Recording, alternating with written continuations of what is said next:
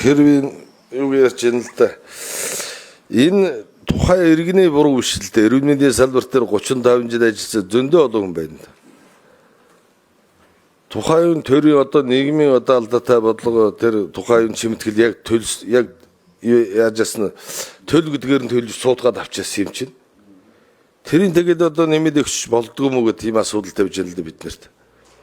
Өсөхөд ямар арга байдгийг ингээд би танаас асуусан. Хоёрдугаар би тэр эрүүл мэндийн даатгалын сангийн сая нийгэм даатгалын шимтгэл төлөөгөө эрүүл мэндийн даатгал төлөөгөө гэдгээр одоо зөндөө ус тусламж авч чадахгүй. Та нар орой эмнэлгээр яваад үзээр одоо хөдөөнөөс ирсэлсөө даатгал төлөөгөө нэмээ тиймээ гэдэг юм авахгүй ингээд юунаас гарахгүй байхгүй. Одоо эрүүл мэндийн даатгалын сан маань баг түрүүн инколд хэлсэн биз дээ. Сар өнө 2 тэрбумын өөртөө дампуурчлаад даансанд ямар ч мөнгө өгөөд ярьцлага өгсөн биз дээ. Тэгэхээр чи энэ улсууд яах вэ? За нэг хариулъя.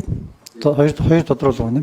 Даатгалын асуудал маань бол эрүүл мэндийн даатгалын үндэсний зөвлөлөөр бол одоо нэлээд сан оновчтой яригдах шаардлагатай. Энэ улсуудыг одоо даатгалын сан хөрөлцөхгүй боллоогоод ингээ хаях бол боломжгүй байхгүй. Тийм учраас эрүүл мэндийн даатгалын үндэсний зөвлөл ярьж байгаад энд хариу арга хэмжээг одоо төлөвлөж Монгол улсын холбогдох төр засгийн байгууллагад тавьж шийдвэрлэхээс арга зам байхгүй. Энэ дээр үл би одоо жинхэнэ одоо даатгуулагч төлөвлөгч ийм хэлнэ. Гэхдээ эрүүл мэндийн даатгалын асуудлын одоо зохицуулалт эрх зүйн эрүүл мэндийн даатгалынхаа тухай хуулиар ярина. Би бол яг эрүүл мэндийн салбарт ажиллаж байгаа тэр улсууд маань бол нийгмийн даатгуулагчийн хувьд би өөрийнхөө саналыг тэр өнгөрсөн одоо цалингийн үн цэнийг нь шинэ нөхцөлд илэрхийлэх коэффициентуудыг илүү оновчтой болгох замаар цаашдаа тэр 35 жил ажилласан эмч совилогч нарын одоо төврийг нэмэгдүүлэх боломжийг л одоо санхүүгийн боломжтой үйлдвэрлэн авч үзэх асуудал дасралтгүй явах ёстой шүү гэдэг ийм байр суурин дээр бий байгаа. Энэ улсууд ингээ өнгөрсөнгөө хайж болохгүй.